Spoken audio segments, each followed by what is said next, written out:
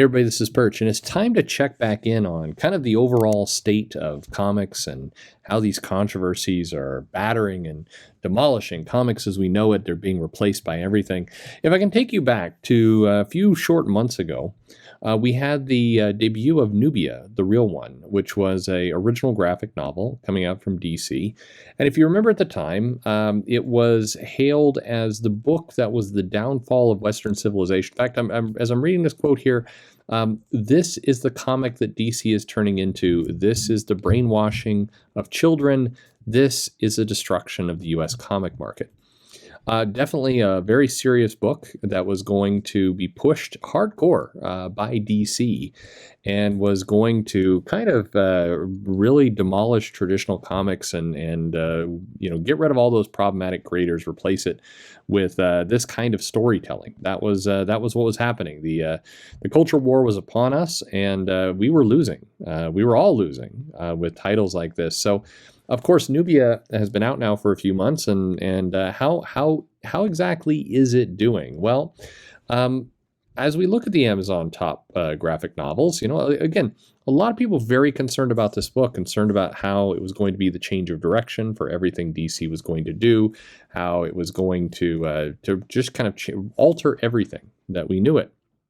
So as we look at the top 100 DC graphic novels on Amazon, it's not there. Actually, remarkably, as I scroll down, Nubia does not appear. The Real One title has fallen off.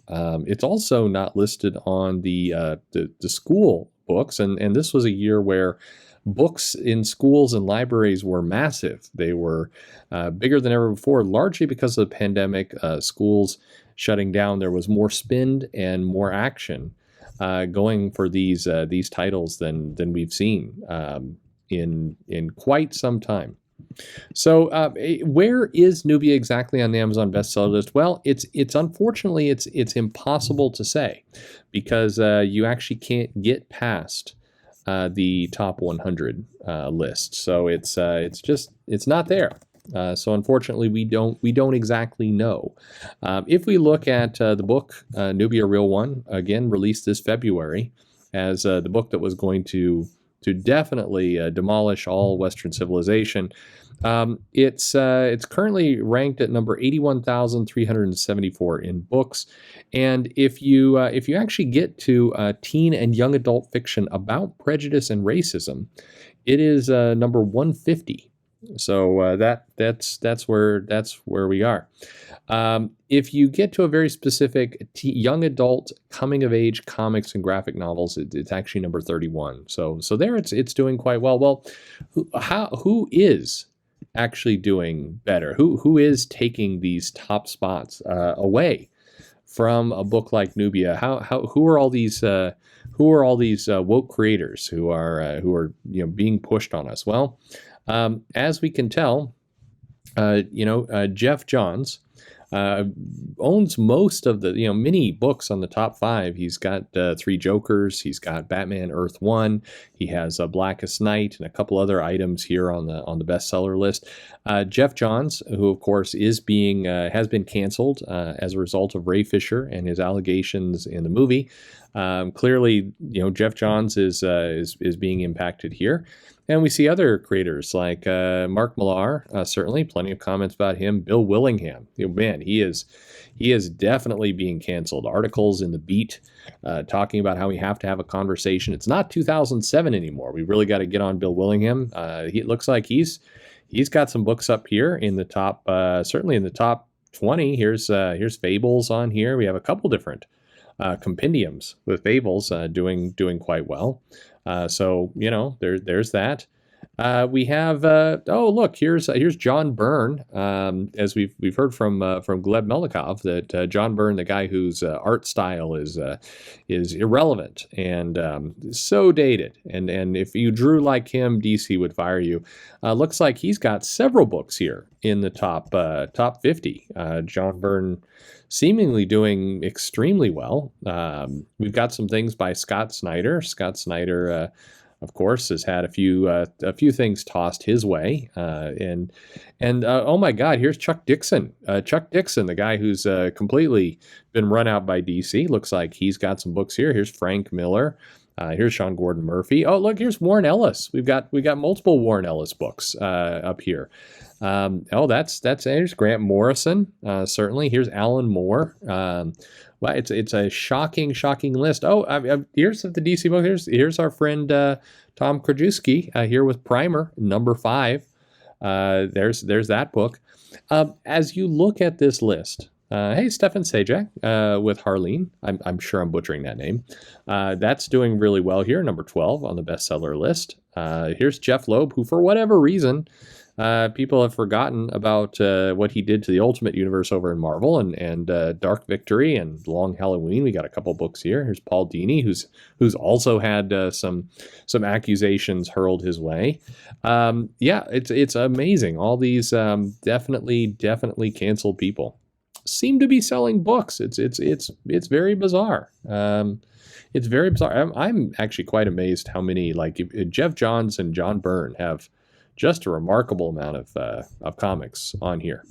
But anyway, what does all this tell us? Well, you can take a number of different lessons from this, certainly in how all this goes. But here's Katana Collins. Katana Collins, who did the Harley Quinn series. That hardcover hanging out here that's just past the top 50 right now. Again, here's Jim Starlin and lots of creators on here. Okay. Garth Ennis. I always love a good Garth Ennis book. What does this tell us? Well, I think in my mind, it tells us a couple things.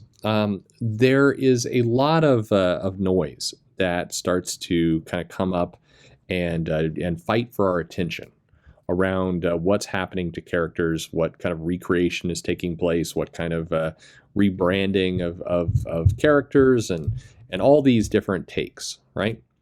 And it gets a lot of people's attention. It gets a lot of people anxious. It gets a lot of people worried. It gets a lot of people outraged. And there's a lot of fighting and comments and everything else. But at the end of the day, when you look at the top 50 or top 100, what you see is probably exactly what you would expect to see. You see the very classic stories still selling the highest. Here's Watchmen. Here's Batman Earth 1. Here's Batman 3 Jokers, as I mentioned. Here's Primer. Here's Deceased, has done very well. Tom Taylor has several things on this book. Here's Metal. Here's The Long Halloween. Here's The Dark Knight Returns, The Killing Joke. You remember The Killing Joke, that super problematic, really uncomfortable book that we needed to get rid of? Here it is at number 15, just kind of hanging in there. And no matter what kind of noise Twitter makes, the sales facts are right here. You know, a lot of articles being written by Bill Willingham right now. He owns multiple books here on this top 25 list. It's doing fine. The books are good. Are people trying to cancel him? I mean, sure, the articles are being written. Do they matter? Doesn't seem so. This is the thing. Out of all this noise, all this sound and fury, all this this desperate need to kind of police, this desperate desire to kind of tell you that a lot of these efforts are making an impact, they're not. You look at the sellers; they are the same things. Meanwhile,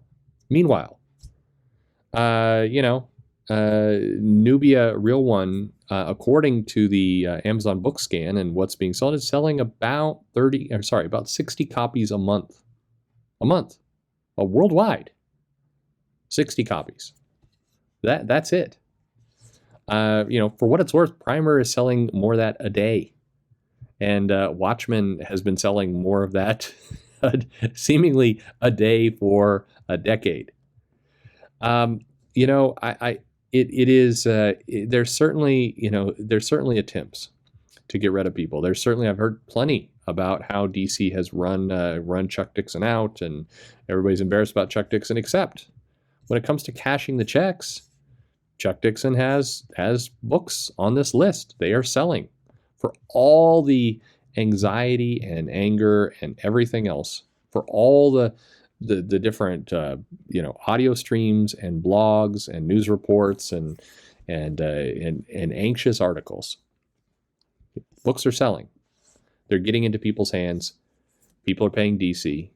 Royalties are being paid, to these guys too. It's sales are sales. For all the comments about old John Byrne being old-fashioned and dumb and problematic and mean and all those kinds of things, he's got, on the top 100, he's got close to 10 books.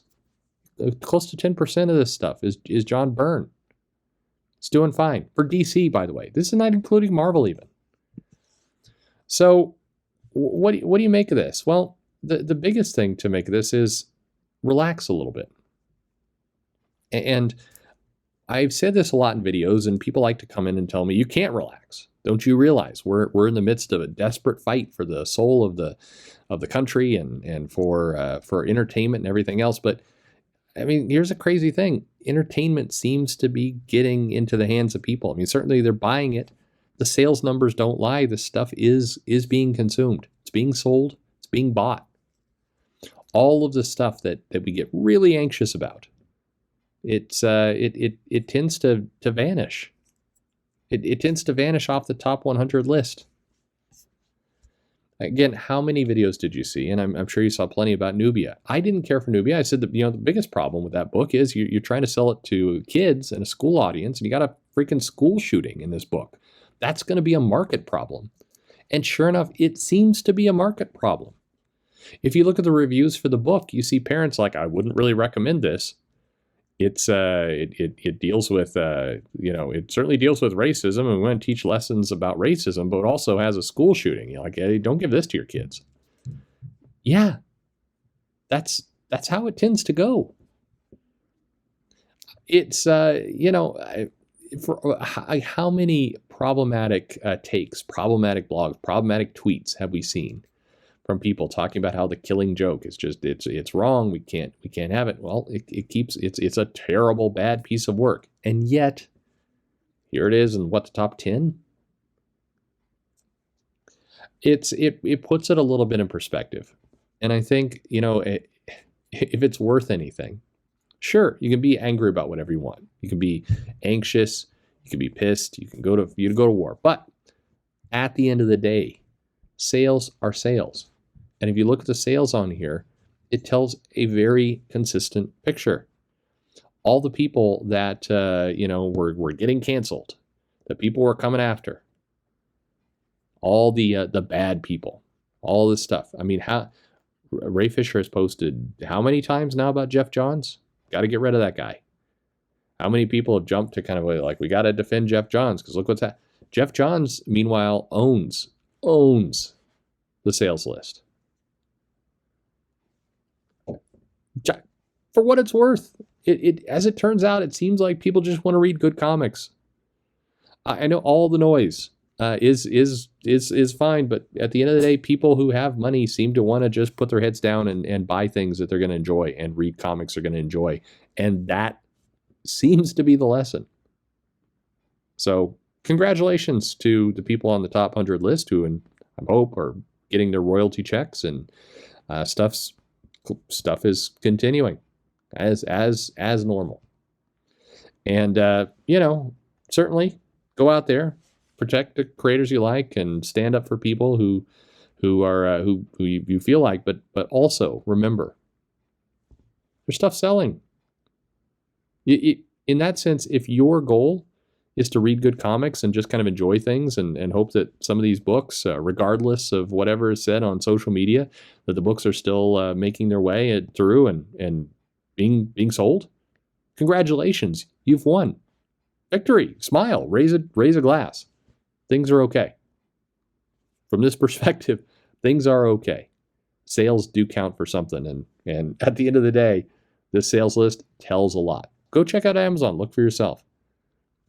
For everything else, this is what people are buying. Thanks for listening.